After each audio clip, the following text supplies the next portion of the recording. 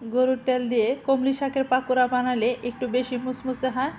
আর আজকে আমি করে দেখাবো গরুর তেল দিয়ে কমলি শাকের পাকোড়া। হ্যালো এভরিওয়ান, আসসালামু আলাইকুম। কেমন আছেন আপনারা সবাই? আশা করি সবাই ভালো আছেন। আমি টাঙ্গাইল থেকে বলছি সীমা। আপনারা দেখছেন আপনাদের পছন্দের ইউটিউব চ্যানেল সীমার সংসারে আপনাদের সবাইকে স্বাগতম। আবার হাজির হয়ে গেলাম নতুন আরেকটি এপিসোড নিয়ে। আজকে আমি করে দেখাবো গরুর তেল দিয়ে কমলি শাকের পাকোড়া। এই গরুর তেল দিয়ে কমলি শাকের পাকোড়াটা বানালে একটু বেশি মুসমুসে লাগে, সেজন্য আজকে আমি গরুর তেল দিয়ে পাকোড়াটা করে দেখাবো। আর কমলি শাকটা পানিটা ভালো মতো ঝরিয়ে তারপর কেটে নিচ্ছি, আর এইরকম করে কেটে নিচ্ছি। আপনারা চাইলে আরও ছোটও করতে পারেন, তবে বড় বড় রাখলেও সমস্যা নাই। প্রথমে নিয়ে নিচ্ছি এখানে লবণ, স্বাদ মতো লবণটা দিয়ে দিতে হবে। তারপর দিয়ে নিচ্ছি হলুদের গুঁড়ি,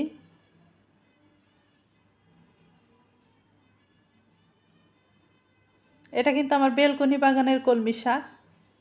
আর এখানে আমি দিয়ে দিচ্ছি কিছু পেঁয়াজ কুচি। পেঁয়াজটা একদম পাতলা পাতলা করে কেটে নেবেন, তবে এখানে পেঁয়াজের পরিমাণটা বেশি দিলে পাকোড়াটা বেশি ভালো লাগে। সাথে দিয়ে দিচ্ছি কিছু কাঁচামরিচ।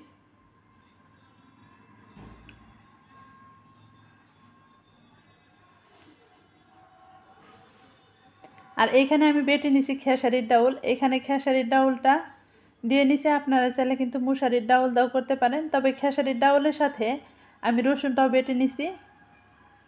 অবশ্যই কিন্তু এখানে রসুন বেটে নিয়ে নিতে হবে। আর আমি আজকে খেসারির ডাউলের সাথে রসুনগুলো বেটে নিছি। এখন এখানে অ্যাড করে দিব চাউলের গুঁড়ি।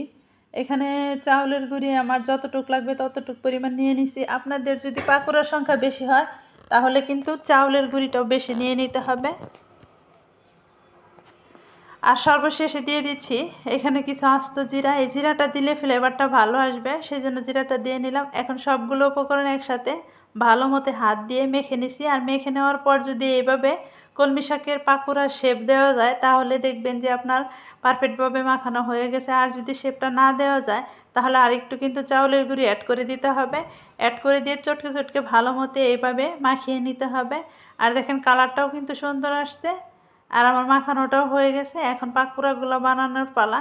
আমি পাকোড়াগুলো বানানোর জন্য সরাসরি চুলায় চলে যাব। এখানে কিন্তু রেস্টে রাখার কোনো প্রয়োজন নেই। মাখিয়ে সাথে সাথে আপনি পাকোড়াগুলো বানিয়ে নিতে পারবেন। তবে এখানে আমি নিয়ে নিছি গরুর তেল। চুলাটা ধরিয়ে দেওয়ার সাথে সাথে তেলগুলো গলে যাচ্ছে। এই গরুর তেল দিয়ে পাকোড়াটা বানাইলে অবশ্যই কিন্তু গরম গরম খেতে হবে। পাকোড়াটা ঠান্ডা করে খেলে কিন্তু বেশি ভালো লাগবে না। আর গরম গরম ভাতের সাথে গরম গরম পাকোড়া খেলে কিন্তু বেশি ভাল লাগে। গরুর তেলই হোক এবং কি সয়াবিন তেলই হোক, যে তেলই হোক, গরম গরম ভাতের সাথে পাকোড়াগুলো খেতে ভাল লাগে। গরম গরম পাকোড়া খেতে ভাল লাগে। তো তেলটা আমার ফুল্লিভাবে গলে গেছে। এখন এখানে একটা একটা করে পাকোড়া আমি দিয়ে দিব।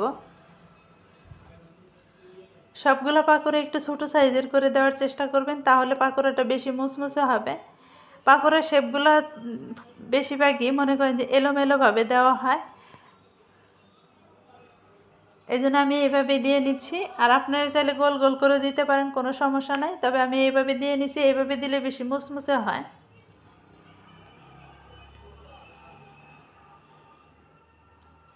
তো সবগুলো আমি এইভাবে দিয়ে নিব। আর দেওয়ার আগে অবশ্যই কিন্তু লবণটাও চেক করে নেবেন যে লবণটা হয়েছে কিনা ঠিক মতে। তো আমি কিন্তু লবণটা অলরেডি চেক করে নিচ্ছি।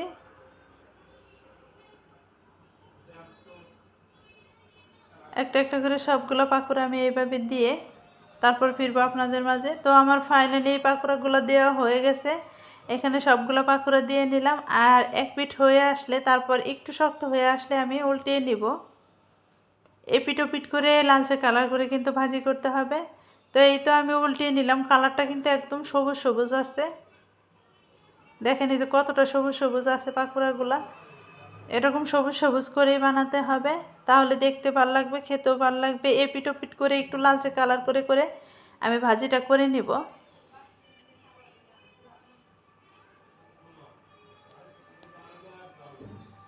তো ফাইনালি আমার পাকোড়াগুলো কিন্তু হয়ে গেছে। এখন আমি তেলটা ঝরিয়ে ঝরিয়ে উঠিয়ে নেব। একটা আমি আপনাদেরকে উঠিয়ে দেখিয়ে দিচ্ছি যে কীরকম হয়েছে পাকোড়াগুলা। এরকম লালচে কালার করে আপনার চুলাই থেকে নামিয়ে নিতে হবে। তো সবগুলো পাকোড়া আমার ভাজি করা হয়ে গেছে, আর আমি চুলাই থেকে নামিয়ে নিছি। আর আমারটার কালার এইরকম আসছে, একদম কিন্তু মুচমুচে হয়েছে। তো ভিডিওটা ভালো লাগলে অবশ্যই কিন্তু সাবস্ক্রাইব করবেন, আমার চ্যানেলের সাথেই থাকবেন আর কমেন্টের মাধ্যমে জানাবেন আজকের পাকোড়াগুলো কীরকম হয়েছে। সামনে কোনো ভিডিও দেখতে চাইলে অবশ্যই কিন্তু কমেন্টের মাধ্যমে জানাতে পারেন, আমি আপনাদের সামনে তুলে ধরার চেষ্টা করব। তো সবাই ভালো থাকবেন, সুস্থ থাকবেন। আজকের মতো এই পর্যন্তই। আসসালামু আলাইকুম, আল্লাহ হাফেজ।